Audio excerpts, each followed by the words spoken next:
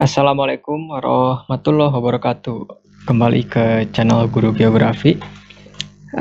Kali ini kita akan coba bahas soal UTBK tahun 2021 ini ya. Jadi untuk persiapan anak-anak yang nanti akan masuk di PTN UTBK 2022 ya, masih ada waktu. Sekarang silahkan dimaksimalkan ya.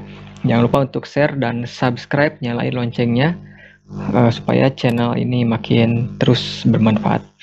Langsung aja ya kita coba bahas nih. Oke, nomor 31 ini kode soalnya nomor 625 kalau nggak salah ya. Ini sosum geografi. Upaya memperbanyak jenis tanaman yang dibudidayakan pada suatu lahan pertanian adalah apa? Oke, intensifikasi, diversifikasi, mekanisasi, panca usaha tani, atau ekstensifikasi. Oke, ini materinya apa nih? Ketahanan pangan ya? Mungkin masuknya ke materi ketahanan pangan bisa ya? Oke, ketahanan pangan. Oke. Ya. Salah satu cara ini meningkatkan produktivitas pangan itu ya dengan cara ini ya. Ini kan kalau ditarik ke sejarah, ini sejarahnya revolusi hijau ya. Ini kan. Nah, revolusi hijau ini dimana peralihan dari pertanian tradisional ke pertanian modern gitu ya, kata kuncinya. Nah, jadi muncullah istilah-istilah ini. Nah, ini jawabannya apa? Memperbanyak jenis tanaman nih. Jadi upaya meningkatkan produktivitas pertanian tapi dengan cara memperbanyak. Nah, pasti kalian mungkin pernah baca ya. Jawabannya yang diversifikasi ya, dari kata different. Ya, beda kan? Nah, ini kalian boleh sambil mencatat ya, membuat mind map supaya nggak lupa, boleh. Jadi seperti ini anak-anak, bahwa upaya meningkatkan produktivitas lahan itu macam-macam ya. Nah, ada yang namanya intensifikasi ini ya. Nah, kalau intensifikasi itu upaya menambah atau meningkatkan produktivitas lahan tanpa memperluas lahan ya. Ini tanpa memperluas lahan, jadi memaksimalkan lahan yang ada tanpa memperluas gitu. Jadi misalkan punya lahan sekotak ini ya, saat berapa, misalkan 1 hektar. Nah, sudah misalkan tidak diperbanyak lagi lahannya. Bagaimana caranya 1 hektar lahan ini bisa maksimal gitu. Nah, caranya apa? Bisa dengan ini panca usaha tani, kaitannya di sini ya. Panca usaha tani ini dari kata panca 5 ya, jadi ada beberapa kegiatan nih, 5 berarti kan, apa aja? Ini bagian dari intensifikasi ya. Misalkan ini penggunaan bibit unggul ya. Jadi meskipun kita punya 1 hektar lahan, tapi kalau bibitnya unggul kan nanti hasilnya bagus gitu ya, diharapkan. Kemudian pengolahan tanah ya, olah tanahnya yang bagus gitu ya.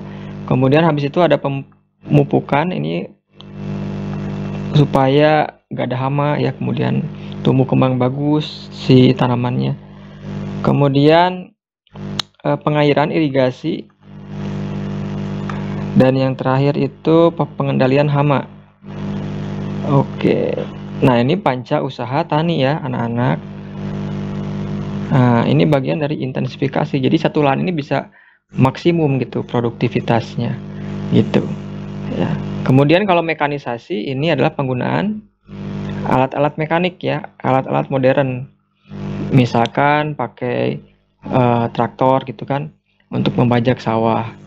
Kemudian menggunakan mesin giling padi untuk daripada numbuk, daripada capek-capek pakai mesin gitu ya. Oke, atau pakai irigasi sprinkle, ada yang muter gitu ya, airnya jadi nyemprot kemana-mana otomatis gitu, sprinkle irrigation misalkan. Nah, ini kan mekanisasi, mekanik gitu.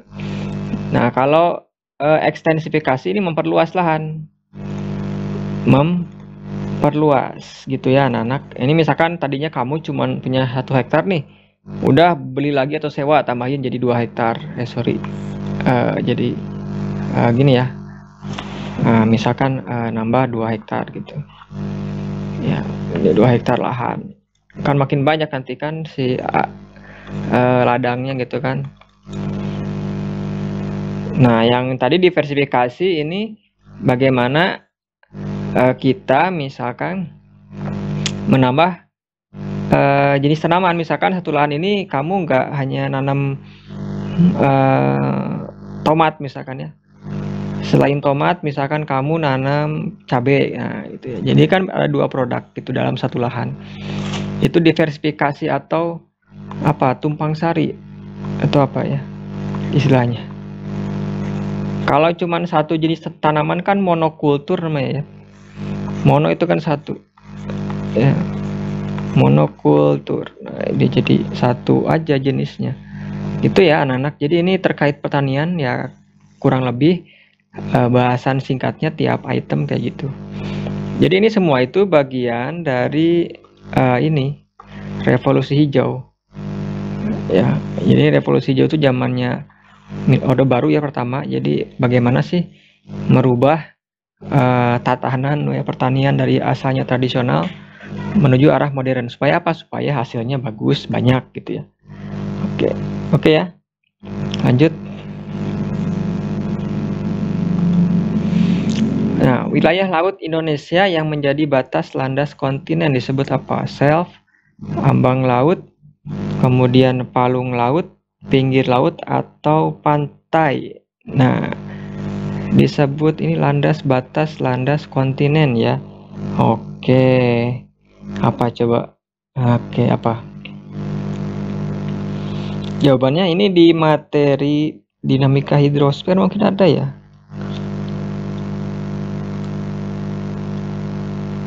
Oke, jawabannya apa? Jawabannya adalah sudah tahu, self. Oke ya. Nah, ini kaitannya tuh dengan batas maritim biasanya ada, atau kalau enggak morfologi laut gitu ya. Oke. Gimana sih gambarnya? Gambarnya gini deh. Jadi kan misalkan ini daratan ya. Ini daratan, ini kemudian paparan, ini palung gitu kan. Nah, ini misalkan laut ya. Nah, apa sih yang dinamakan shelf? Shelf itu paparan ya. Ini paparan. Nah, batas landas kontinen. Jadi kaki benua, misalkan ini benua Asia. Nah, kakinya itu kan di sini ya. Nah, misalkan taruhlah. Jadi batasnya tuh di sini, ini shelf di sini. Makanya disebut ada Sunda shelf, ada paparan, Sahul shelf, paparan ya. Jadi batas benua gitu. Nah, kalau ini kan laut teritorial misalkan ya, diukur 12 mil dari pulau terluar. 12 mil kan. Setelah itu ada zona tambahan lagi 12 mil jadi 24 ya kan. Nah, setelah itu ada ini 200 mil ke arah laut lepas. Ini namanya ZEE ya, zona ekonomi eksklusif. Nah, ini untuk hak ekonomi eksplorasi dan lain-lain. Nah, selebihnya kalau ke luar ini laut bebas, free ya. Ini siapapun boleh mengeksploitasi. Nah, kalau ini jurang dasar laut pastinya tahu ya, trench atau palung. Nah, gitu. Gitu ya. Lalu kalau ambang laut itu apa? Ya, ambang laut. Ambang laut itu bagian dari morfologi dasar lautnya. Ini semua sebetulnya morfologi dasar laut. Ya, sama. Tapi seperti apa kalau ambang? Ambang ini biasanya pegunungan ya. Pegunungan atau perbukitan yang letaknya berada di dasar laut. Nah, biasanya ini memisahkan dua lautan atau dua perairan. Nah, misalkan gimana gambarnya gini ya. Nah, ini misalkan ya. Saya ganti coba. Mana ini? Nah, misalkan ini ada lautan nih. Oh, kurang atas. Ini ya. Nah, ini misalkan ambang laut itu ini, jadi memisahkan dua lautan. Misalkan ini laut Banda, ini ada laut Laut Sulu misalkan ya. Laut Sulu. Nah, ini ambang laut itu seperti itu, pegunungan atau perbukitan yang di dasar laut tapi ya. Tapi ini memisahkan dua lautan ini. Ini Laut Banda, ini sebelah kanan, sebelah kiri Laut Sulu misalkan gitu ya. Nah, ini kenapa bisa ada muncul gunung ini di tengah-tengahnya? Ini karena gaya tektonik, biasanya penekanan endogen gitu. Nah, jadi dia kegencet ya, tahu kegencet, tekan lah, kena tekan jadinya naik permukaan dasar lautnya. Jadi ini ambang laut. Ya. Kamu cek lagi ya materinya mengenai morfologi dasar laut. Ini kayak trench, kemudian nanti ada juga misalkan ada apa itu lubuk laut ya, apa itu gunung api laut. Ya, itu. Jadi silakan cek di materi dinamika hidrosfer ya, dibaca lagi. Jadi kamu harus tahu setiap konsep ini ya, gitu. Kalau pantai kan daratan itu ya, batas antara laut dengan daratan itu pantai gitu kan. Nah, jadi silakan dicek lagi gitu ya. Next ya, next.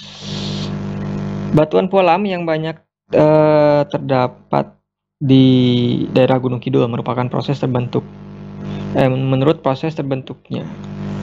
Termasuk jenis batuan apa? Oke, ini jenis-jenis batuan ya. Apakah sedimen, metamorf pneumatolitik, metamorf dinamo, metamorf kontak. Oke, silakan diingat-ingat lagi. Apa coba? Ada sebetulnya banyak ya, tapi umumnya itu cuma 3 jenis batuan metamorf itu. Jawabannya ini metamorf yang mana coba? Jawabannya adalah metamorf kontak ya.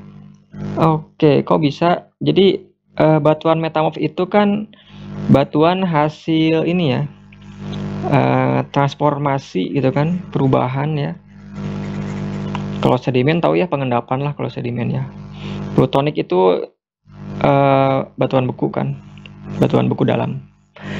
Jadi kita akan bahas 3 ini. Nah, ini karena transformasi, karena proses perubahan dari batuan sebelumnya gitu kan. Nah, ada 3 jenis batuan metamorf, jadi kontak, dinamo, dan pneumatolitik. Seperti apa sih ciri atau contohnya, kita bahas seperti ini ya. Jadi kalau batuan metamorf kontak, ini jenis batuan metamorf jenis yang mengalami metamorfose akibat pengaruh suhu yang sangat tinggi ya, karena aktivitas magma. Jadi ingatnya suhu aja gitu. Oke, jadi bisa dikatakan juga batuan metamorf kontak ini karena adanya pengaruh penerobosan magma yang pada suhu yang sangat tinggi. Jadi misalkan ini ada lapisan batuan, nah kemudian ada magma menerobos gitu masuk ya ke sini, intrusi. Akhirnya batuan di sekitarnya kena kontak gitu. Contohnya apa? Contohnya batu kapur berubah jadi marmer, ini yang ini batu Pualam itu ya. Oke. Kemudian metamorf dinamo, ini jenis batuan yang mengalami proses metamorfosis akibat apa? Akibat tekanan, pressure, kata kuncinya. Oke. Ini biasanya terjadi di bagian atas kerak bumi ya, karena pengaruh pergerakan lempeng misalkan gitu ya. Contohnya apa? Contohnya ini batu slate contohnya. Ini dari lumpur biasanya, slate. Itu bahasanya tuh apa? Batu tulis tuh apa ya? Ini dari lumpur kena tekan jadi mudstone ya. Mud itu kan lumpur. Kemudian kalau pneumatolitik ya, ini dikarenakan batuannya mengalami metamorfose karena pengaruh gas. Gas pada magma. Ini masih pada sekitaran kejadian intrusi kayak ini ya, intrusi magma, ya kan? Nah, ini jadi pengaruh gas ini menyebabkan adanya perubahan komposisi kimia mineral di batuan asalnya, batuan induknya, gitu ya. Gimana contohnya? Contohnya kuarsa nih. Contohnya batu kuarsa, dia berubah menjadi turmalin ya, atau sejenis permata ini karena ada kontak dengan gas borium. Borium contohnya ya gitu. Jadi ini pengaruh gasnya, karena magma itu kan bukan hanya cairan panas tapi ada gasnya juga kan di dalamnya. Nah, jadi yang menyebabkan beda warna, beda apa ya, bentuknya itu karena kontak-kontak tadi, entah itu tekanan, entah itu suhu ya gitu. Jadi seperti itulah proses batuan metamorf itu bisa terbentuknya macam-macam gitu ya. Jadi kalau yang pualam ini kapur ya, itu kapur marmer itu dari batu kapur itu ya metamorf kontak. Dibaca lagi ya jenis-jenis batuan metamorf, dan nanti bisa aja batuan jenis-jenis batuan sedimen ya. Ada sedimen klastik, ada sedimen marin, sedimen limnis, banyak tuh. Yang batuan beku juga kan ada batuan beku dalam, batuan beku gang, korok gitu kan, batuan beku luar, ekstrusif. Nah, kalian jangan hanya terbatas di sini. Jadi silakan dikembangkan ya. Berarti nanti pasti bisa aja ada sedimen jenis-jenisnya, atau bisa aja batuan beku yang keluar gitu. Ingat jangan hanya terpaku pada soal satu ini gitu ya. Oke ya gitu ya. 34 pola sungai yang berkembang di Pulau Kalimantan. Nah, ini materi dinamika hidrosfer. Oke. Nah, coba apa ini? Di Pulau Kalimantan. Oke. Jawabannya yang dendritik ya. Itu karena jarang ada patahan lipatan. Dendritik itu kan pola aliran yang cabang-cabang kayak pohon ya. Biasanya ini ada di daerah yang struktur batuannya homogen ya, kemudian flat, datar, kan ini kata kuncinya gitu ya. Kalau misalkan pola trellis, dia itu biasanya di daerah yang lipatan-lipatan gitu ya, daerah pelipatan. Nah gitu. Kalau misalkan rektangular, ini patahan, di daerah patahan ini biasanya tegak lurus gitu dari anak sungainya tuh, karena mengikuti patahan kerak buminya gitu ya. Kalau radial ada dua, ada radial sentripetal, ada sentrifugal ini. Kalau sentripetal itu yang masuk ke satu cekungan ke danau itu kan misalkan. Kalau yang sentrifugal itu yang menyebar ya kan, dari satu titik, biasanya gunung api gitu ya, menyebar. Nah, kalau pinnet apa? Kalau pinnet itu ini biasanya pada perbukitan terjal. Ini kata kuncinya ya. Misalkan kalau nanti kamu bingung cara untuk membuat keywordnya gitu.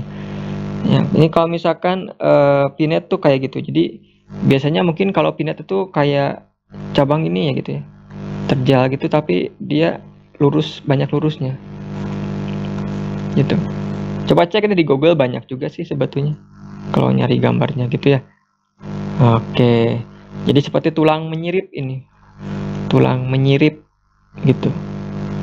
Nah, jadi untuk pola sungai seperti ini ada, berarti banyak lagi sebetulnya, ada pola anular ya, pola paralel gitu ya. Kemudian nanti ada sungai derangit kayak gimana. Ini silakan coba dikembangkan lagi ya. Bisa saja nanti soalnya itu mengenai perkembangan sungainya, misalkan ada sungai hilir, hulu gitu kan.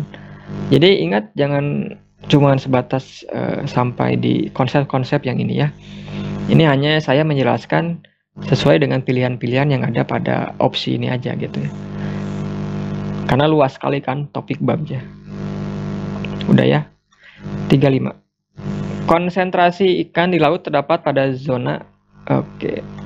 Ini topik masih hidrosfer ya. Coba litoral, neritik, batial, abisal, ambang laut. Nah, ini kan zonasi laut menurut kedalaman ya. Masih ingat? Pasti ini jarang lagi. Sering muncul sih kalau di ulangan juga. Ini mah gampang. Jawabannya yang neritik ya. Ingat zonasi laut tuh kan ada litoral ya. Ini laut. Zona pasang surut litoral ini ya kan. Kemudian ada zona neritik ini yang kayak matahari. Ada batial, remang-remang. Ada abisal, zona paling dalam itu zona hadal ini. Misalkan laut dalam itu zona hadal, palung. Nah, ini neritik yang kayak matahari sehingga banyak biota tuh, terumbu karang, kemudian ada ganggang laut, rumput laut. Sehingga banyak biota laut lain kemudian hidup di sini, kerang-kerang, ikan-ikan gitu. Nah, jadi ini konsentrasi ikan. Maksimal ya berapa ya? 200-an meter ya. Itu. Cahaya matahari masih tembus bagus gitu. Itu kan untuk fotosintesis, kemudian buat terumbu karang juga ya. Batial ini zona remang-remang bisa sampai 1800 meter. Ini matahari mulai redup. Biasanya ikan-ikan gede gini kayak paus itu ya.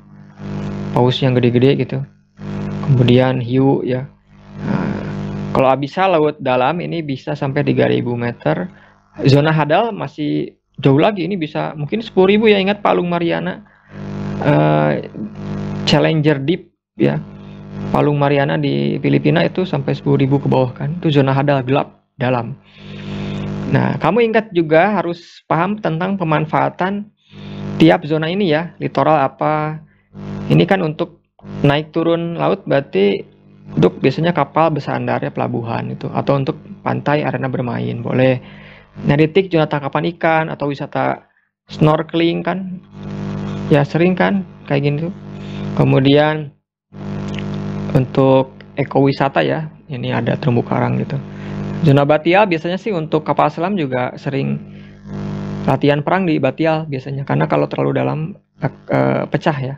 Kecuali khusus kayak ya dulu kayak siapa sih ada Steven Spielberg ya yang masuk ke zona Palung Mariana pakai kapal selam yang kerucut lagi. Apa ini? Tabung yang kayak gini, kayak botol. Itu tahan hidrostatiknya sangat kuat, tahan tekanan hidrostatik. Pakai bahan apa nggak tahu. Nah, kalau zona abisal ini laut dalam 3000 meter ini mungkin untuk eksplorasi minyak ya, tapi ya mungkin pipanya jauh sekali ini ngebornya. Gitu. Atau untuk penelitian bawah laut ya bisa aja sih, masih banyak spesies yang nggak kita ketahui. Gitu. Jadi itu zonasi laut ini menurut kedalaman ya. Nah, ada juga zonasi laut menurut intensitas cahaya matahari nih. Kamu cari juga apakah nanti muncul nggak di soal. Ada zona eufotik gitu kan yang kayak matahari. Ada dispotik yang meremang. Yang paling gelap itu afotik. Afotik. Ya gitu ya. Gitu. Nah, ini zonasi kalau menurut intensitas matahari yang masuk gitu. Ya ada eufotik sampai ini palingnya zona neritik kali ya. Dispotik yang batial remang-remang ya. Yang afotik laut dalam di sini. Yang ada ikan anglerfish yang ada bohlamnya itu. Ya, tahu nggak yang apanya si Nemo gitu ya. Nah, ini yang ada di film Nemo itu ya. Nah, ini tinggalnya di zona abisal batial gitu. Dia punya cahaya sendiri untuk memancing plankton gitu ya, dan fitoplankton buat makan. Oke, itu sekian pembahasan nomor 31 sampai sampai 35. Ya, silahkan lagi untuk dibaca-baca lagi materinya sampai lengkap, pokoknya sebisa mungkin selengkap mungkin. Supaya ketika kita dihadapkan soal-soal apapun kita siap. Tujuannya itu ya. Oke, terima kasih. Mohon maaf kalau ada kesalahan. Silahkan dikoreksi saja.